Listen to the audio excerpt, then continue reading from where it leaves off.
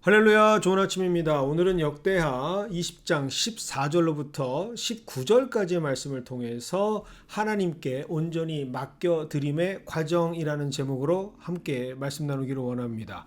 오늘 본문 17장에서부터 20장까지의 내용은 남유다 제4대 왕이었던 여호사밧에 관한 내용입니다.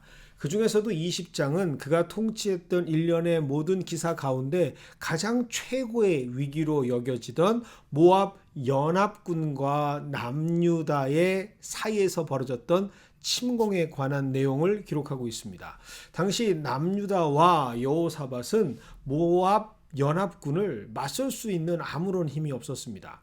그나마 준비되어 있던 군사력은 연합군에 비해서 너무나도 미비했고 전쟁을 치룰 수 있는 아무런 준비가 되어 있지 않다라고 보는 것이 옳은 모습이었죠. 그들에게 이 위기를 극복할 수 있는 유일한 방법은 바로 하나님께 의지하며 기도하는 것밖에 없었습니다. 그래서 여호사밧은 이 국가적 위기를 극복하고자 아이들에서부터 노인에 이르기까지 모두 포함한 남유다의 전 국민이 하나님께 목숨을 걸고 금식하면서 매달릴 것을 촉구합니다. 이 과정에서 오늘 본문은 하나님께서 그들의 간절한 청원에 응답하시는 내용입니다.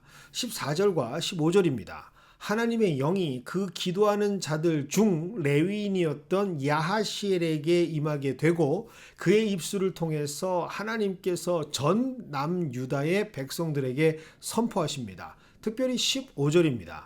야하시엘이 이르되 온 유대와 예루살렘 주민과 여호사밧 왕이여 들을지어다. 여호와께서 이같이 너희에게 말씀하시기를 너희는 이 큰 무리로 말미암아 두려워하거나 놀라지 말라. 이 전쟁은 너희에게 속한 것이 아니요 하나님께 속한 것이라. 오늘 이 15절의 말씀을 통해서 우리는 정말 귀한 복음을 얻을 수가 있습니다. 아무리 내가 감당할 수 없는 위기와 시련이 닥쳐온다 할지라도 전폭적으로 그 상황을 하나님께 의지하고 맡겨드릴 때 그 문제는 더 이상 나의 문제가 아닌 하나님의 문제가 되어서 하나님께서 감당하신다라는 사실이죠. 특별히 15절 하반절입니다. 이 전쟁은 너희에게 속한 것이 아니요 하나님께 속한 것이라. 이것이 바로 우리가 아주 작은 부분이라 할지라도 하나님께 맡겨드리고 의지해야 하는 이유죠. 가끔 신앙생활을 하다 보면 뭐 이런 것까지 하나님께 맡기는가, 너무 자잘한 것까지 맡기는 것이 불필요한 의존이다 말씀하시는 분들이 있습니다. 하지만 기억하십시오. 성경 어디에도 그런 말씀이 기록되어져 있지 않습니다. 성경 어디에도 큰 것만 가지고 하나님을 의지하라, 중요한 문제만 가지고 하나님께 맡기라라는 내용은 없습니다. 성경 어디에 이 정도의 병명일 때만, 이 정도의 급한 상황일 때만 하나님을 찾으라라고 기록되어 있지 않습니다. 문제의 상황이 크고 작은 것에 관심을 갖는 것은 우리들이지 하나님이 아니다라는 사실. 하나님께서는 무엇이 되었던 친밀하게 하나님과 관계하며 의지하는 모두에게 하나님의 사랑과 능력을 허락하시고 기꺼이 하나님께서 그 일들을 감당하시면서 해결해 주시는 기도의 열매로 바꿔주시는 분이 바로 하나님이라는 사실을 꼭 기억하는 저와 여러분이 되기를 원합니다. 그리고 이것을 알고 살아가는 것이 올바른 신앙생활이죠. 우리가 하나님께 더욱 더 의지할 때 하나님께서는 우리를 더 가까이 깊은 관심으로 함께해 주십니다. 그런데 여기에서 아주 중요한 사실 하나를 우리가 알 필요가 있습니다. 이렇게 하나님께서 맡겨진 기도의 요청을 하나님께서 감당하실 때 하나님께서 일하시는 방법이 있다라는 사실이죠.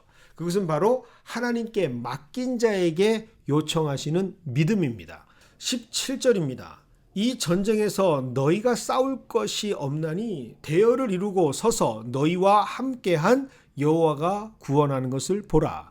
유다와 예루살렘아 너희는 두려워하지 말며 놀라지 말고 내일 그들을 맞서 나가라. 여호와가 너희와 함께하리라. 분명히 하나님께서 이 전쟁을 감당해 주실 것을 확증하시지만, 싸울 것이 없다라고 말씀하시지만 그 싸움의 자리에는 반드시 있어야 한다라고 말씀하십니다. 그래서 대열을 이루고 서서 여호와 하나님께서 그들을 구원하는 것을 직접 보라고 요청하고 계십니다. 하나님께 맡겼고 하나님께서 분명히 알았다 하셨으니 모든 것이 다 해결된 것 아닙니까? 그렇게 말할 수 있겠지만 성경은 절대로 그렇게 말하지 않습니다. 하나님께서는 그 자리, 하나님께서 싸우시는 그 자리, 능력을 보여주시는 그 자리에 믿음의 증인으로 서서 하나님의 일하심을 직접 우리가 보기를 원하십니다. 즉 하나님께서 원하시는 것은 맡긴 자에게 끝까지 믿음으로 그 자리를 감당할 것을 요청하신다라는 것이죠.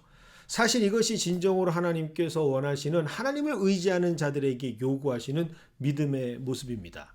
하나님께서 하신다고 하셨으니 말씀을 들었으니 이제 되었다. 하나님이 알아서 하시겠지. 그렇게 하나님께 일을 덤핑하는 것, 마치 쓰레기를 투기하는 것 같이 방관하는 것을 하나님께서는 원하지 않으십니다. 이것을 아는 것이 아주 중요한 믿음의 핵심이죠. 맡겼으면 맡긴 그 자체로 손을 털고 끝내는 것이 아니라 그 자리, 그 기도의 자리, 증인이 되어서 하나님과 함께 끝까지 서 있어야 한다라는 말씀을 우리는 오늘 발견하게 됩니다. 많은 신앙인들이 바로 이 지점에서 실수를 하게 되는 것이죠. 말씀을 주셨으니 이제 되었다. 이제 해결되었어. 라고 긴장의 끈을 놓아버리고 이런 샴페인을 터뜨려 버립니다.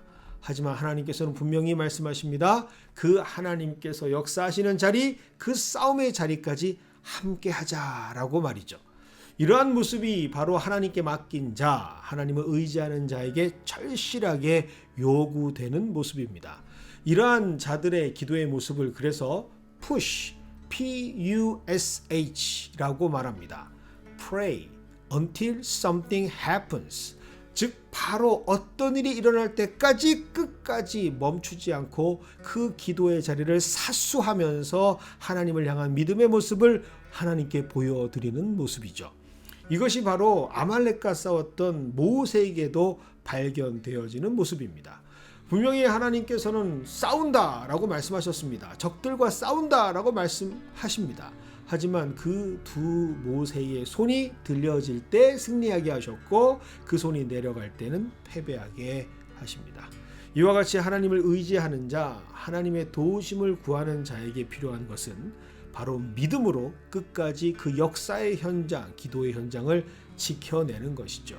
그리고 이러한 하나님의 요구하심에 순종하며 네, 반드시 그렇게 하겠습니다. 다시 하나님께 약속으로 다짐하는 과정이 필요하다라는 것을 오늘 본문은 우리에게 알려주고 있습니다. 그것이 바로 하나님 앞에 예배하는 것이죠. 18절과 19절입니다.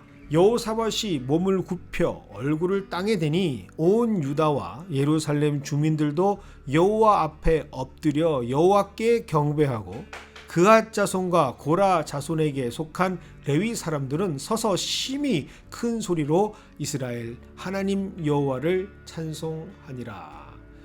이들은 그렇게 믿음을 요청하시는 하나님께 경배와 찬양으로 순종할 것을 약속드립니다. 이것이 바로 하나님께 의지하는 자들이 반드시 알아야 할 맡겨드림의 과정이자 하나님께서 원하시는 참된 믿음의 모습이죠. 오늘 말씀을 통해 이 귀한 하나님의 원리를 깨닫는 우리 모두가 되기를 소망합니다. 절대로 잊지 마십시오. 하나님께 맡겨드리는 것은 모든 일을 다 하는 것이 아닙니다. 자칫하다가는 중도에 우리의 실수로 그 도우심을 그르칠 수 있다는 사실 꼭 기억하십시오. 절대로 중도에 실수하거나 포기하지 마시고 온전히 하나님께서 역사하시는 현장의 증인이 될 수 있도록 나의 문제를 하나님께서 감당하시는 그 놀라운 역사의 현장에서 하나님의 사랑과 은혜를 받는 주인공이 될 수 있도록 끝까지 기도로 믿음을 사수하고 예배로 다시 하나님의 말씀에 약속을 드리는 우리의 삶이 되기를 소망합니다. 그래야 우리는 참된 승리자의 노래로 하나님을 마지막까지 찬양할 수 있게 되는 모습을 간직할 수 있기 때문이죠. 저와 여러분이 오늘 그 주인공이 되기를 원합니다. 그래서 승리의 하루가 되시는 우리 모두가 되시길 주님의 이름으로 축원드립니다.